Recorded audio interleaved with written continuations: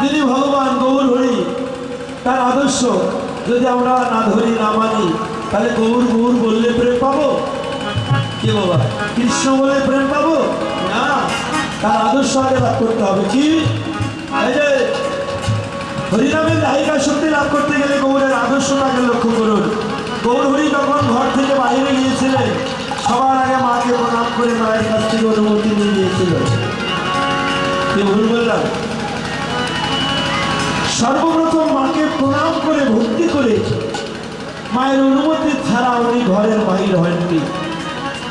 এবং খেলা শেষ করে যেদিন মায়ের ঘরে যখন ফিরে এসেছিল সবার প্রথম মায়ের চরণে এসে আবার প্রণাম করেছিল। তো বাবা, এই গৌরের আদর্শটা যদি আমরা না মানি তাহলে গৌরকে ভালোবাসা হবে।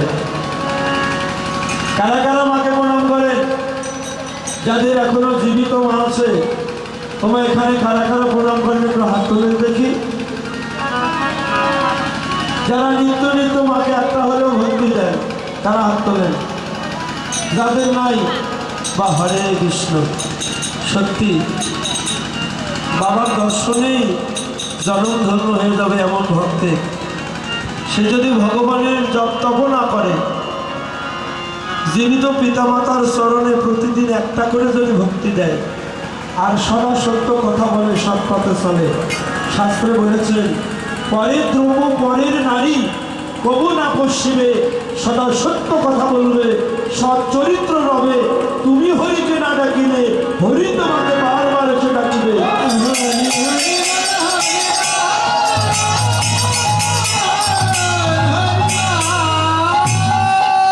তাই মা পৃথিবীর তোমাদের সর্বশ্রেষ্ঠ গুরু, সর্বশ্রেষ্ঠ গুরু যেটা ভগবানের পরে শ্রেষ্ঠ গুরু, যার উপর আর পৃথিবীতে কোনো গুরু নাই, সেই গুরুকে বলতে পারেন?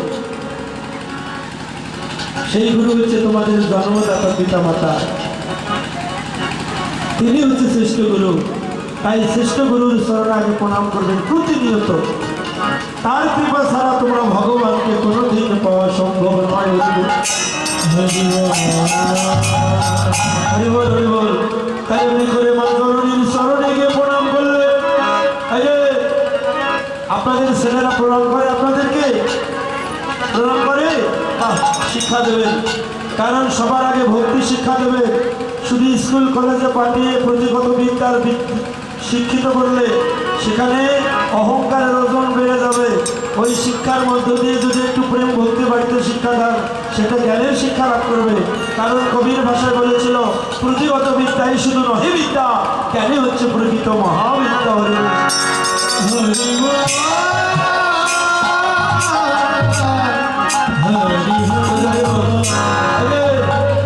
আপনার ছেলেরা যখন প্রণাম করতে আসে আপনারা কি করেন?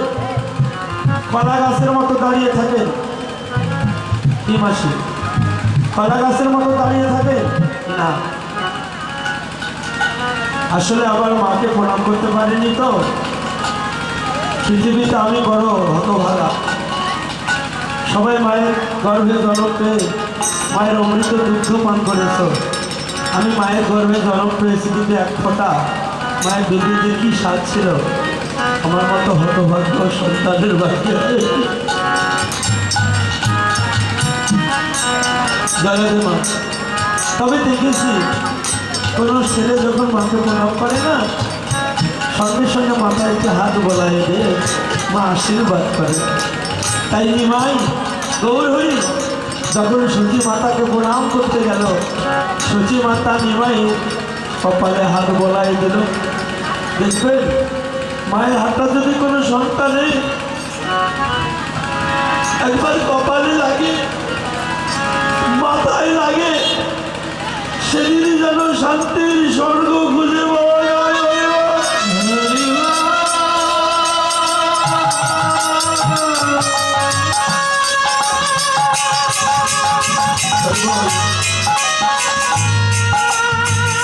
তাই যখন সচী মাতা নিমাইয়ের কপালে হাত দিলেন মাথায়, নিমাই বললেন, মা আমি জানি প্রতিটা মা সন্তানকে সুখে থাকার আশীর্বাদ করে, তুমি আমার আশীর্বাদ করো না আমাকে।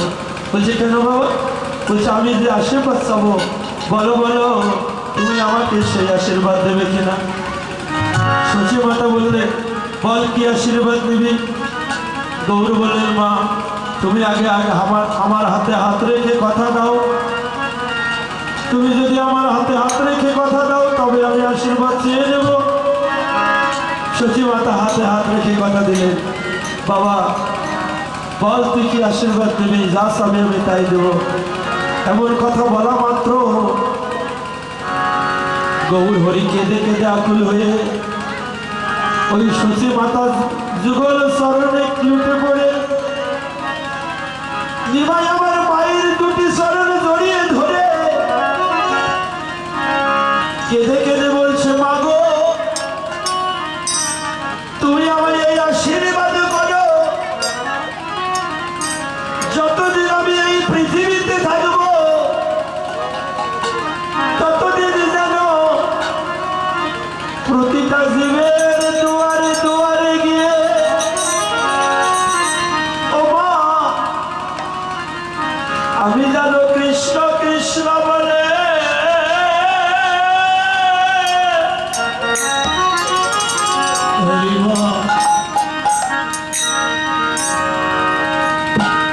কৃষ্ণ বলে কাঁদি রে।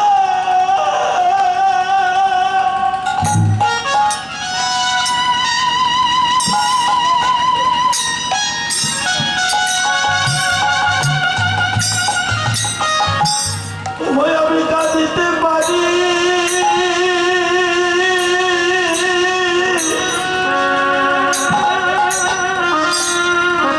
আমি যেন কৃষ্ণ কৃষ্ণ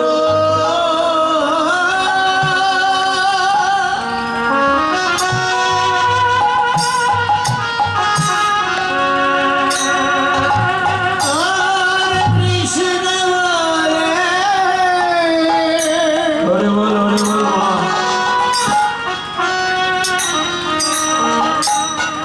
ওই আমি যেন কাঁদিতে